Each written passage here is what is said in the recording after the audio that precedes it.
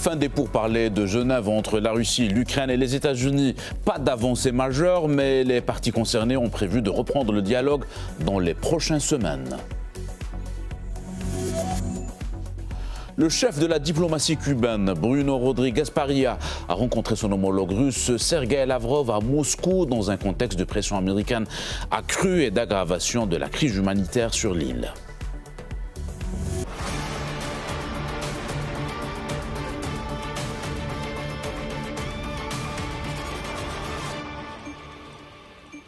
Ravi d'être avec vous pour cette nouvelle édition sur RT en français depuis Moscou.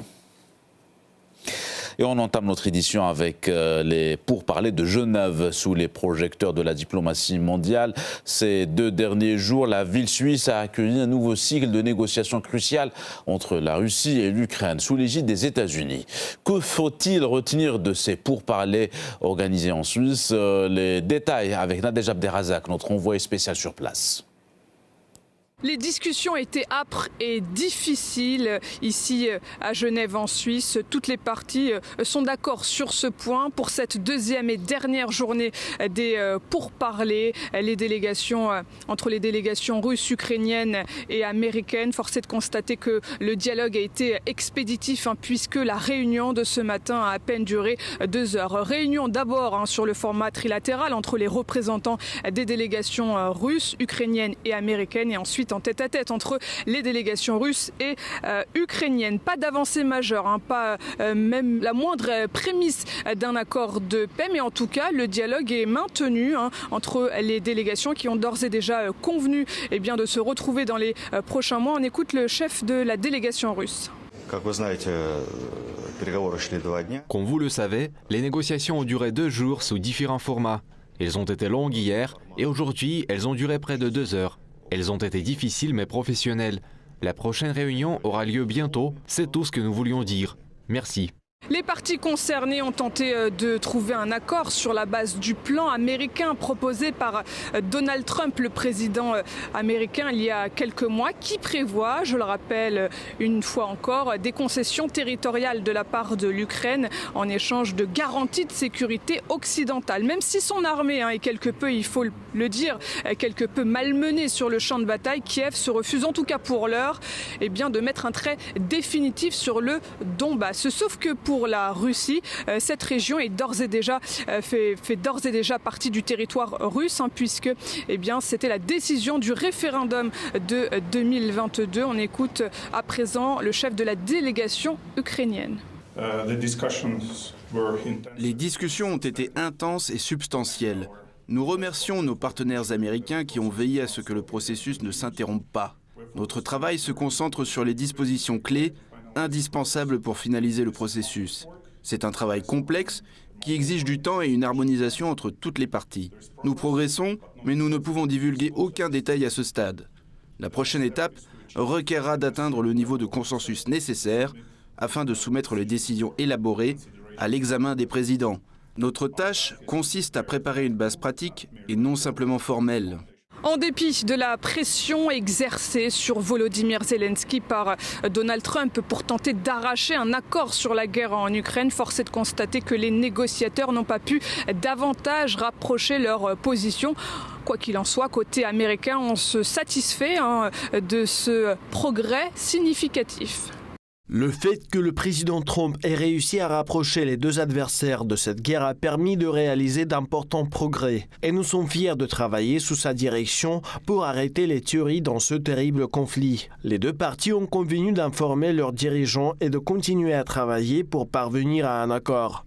À l'issue de ces 2 jours de pourparlers ici à Genève, Volodymyr Zelensky s'est exprimé pour, je cite, insister sur le rôle indispensable des Européens pour garantir des accords réalistes. Sauf que la Russie n'est absolument pas d'accord avec cette intervention. Pourquoi ? Parce que Moscou estime qu'en armant massivement l'Ukraine et en refusant tout dialogue avec la Russie, les Européens se sont décrédibilisés et contribuent au contraire contraire à aggraver davantage le conflit. Pour rétablir une dynamique constructive, il faudra, estime Moscou, forcément changer de ton, changer de comportement au niveau de Bruxelles. Quoi qu'il en soit, je le disais, les délégations russes et ukrainiennes ont d'ores et déjà annoncé poursuivre le dialogue. Elles vont très certainement se retrouver à nouveau, même si on n'a pas de date précise, dans les prochaines semaines.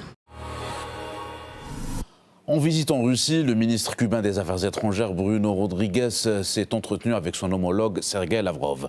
Une rencontre sur fond de pression américaine accrue sur l'île et d'une crise humanitaire qui s'aggrave. Moscou, de son côté, réaffirme son soutien pour la Havane. Reportage d'Iko Kurashenko. Froid glacial à Moscou. Et Bruno Rodriguez a commencé par cela. Effectivement, il fait -10 dehors et la ville est couverte de neige. Mais à l'intérieur, l'atmosphère était tout l'inverse, chaleureuse, presque familiale. Sergueï Lavrov tutoie son homologue. Rodriguez, lui, l'appelle cher ami. Tout est dit sauf une chose. Derrière les sourires, les sujets, eux, sont sérieux. Au centre de l'attention, le durcissement de la pression américaine contre Cuba. Pour comprendre, retour en arrière. Le 29 janvier, Donald Trump a signé un décret qui impose des droits de douane contre les pays qui livrent du pétrole à l'île. Face à ces menaces, le Mexique a stoppé ses livraisons. Et l'autre pilier énergétique de Cuba, le Venezuela, avait été brutalement agressé par l'opération de force américaine et l'enlèvement de Nicolás Maduro. Résultat immédiat, la situation humanitaire se détériore. Le carburant manque. Et quand le carburant manque, tout s'arrête. L'eau, les transports, les services, les hôpitaux. Un effet domino. Même l'ONU s'en inquiète. Et le ministre cubain, lui, a décrit la gravité de la situation face à Sergueï Lavrov. Cuba est aujourd'hui confronté à une menace très importante constituée par le blocus et aggravée par le décret présidentiel américain qui déclare notre pays menace extraordinaire et extrême contre la sécurité nationale et la politique étrangère des États-Unis. Inhumaine et légitime, c'est ainsi que Sergueï Lavrov qualifie les actions américaines contre Cuba. Le chef de la diplomatie russe affirme sa solidarité totale avec le peuple cubain. Aux côtés de la majorité des membres de la communauté internationale, nous appelons les États-Unis à faire preuve de bon sens et de responsabilité en renonçant à tout projet de blocus militaire maritime de l'île de la Liberté. À Washington, l'argument est simple. La politique cubaine nuirait aux intérêts américains. Dans le décret, un exemple est même cité. Les relations avec la Russie qualifiées d'État hostile. Sauf que Moscou et la Havane le répètent, leur coopération n'est dirigée contre personne.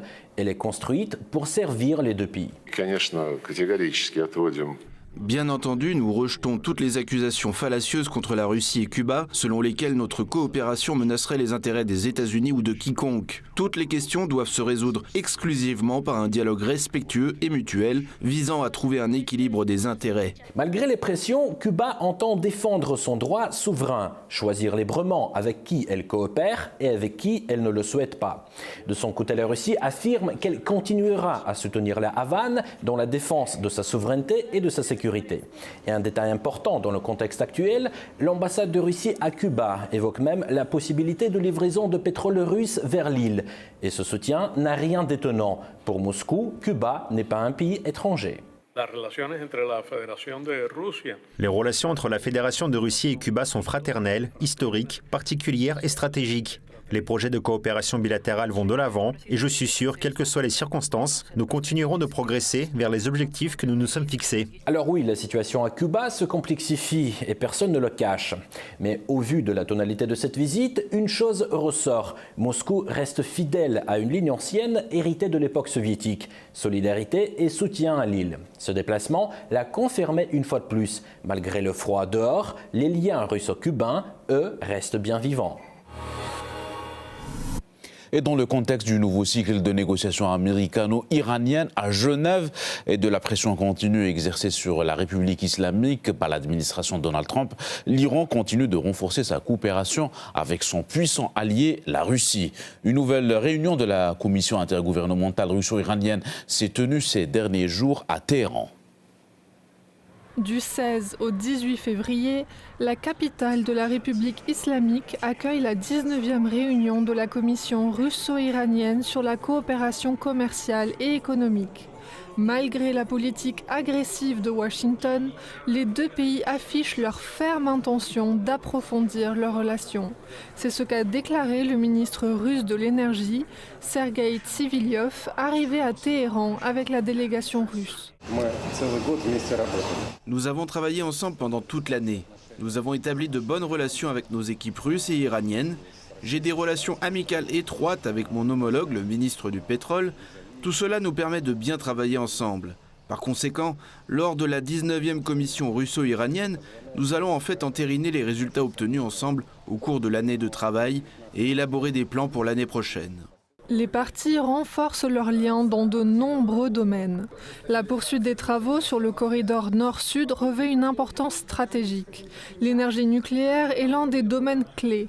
Contrairement aux pays occidentaux, la Russie soutient la volonté de l'Iran de développer l'énergie nucléaire à des fins pacifiques. Le projet phare de construction de la centrale nucléaire de Boucher continue et prend même de l'ampleur. Nous continuons à construire les deuxième et troisième tranches de la centrale nucléaire. Maintenant, nous travaillons également avec un groupe de travail conjoint sur la construction d'autres tranches de grande et de petite puissance sur le territoire iranien. Récemment, nous avons aussi réalisé des progrès importants dans la construction du corridor nord-sud. Nous avons convenu de terminer ce projet et de le signer le 1er avril de cette année dans le cadre de la semaine des transports à Saint-Pétersbourg.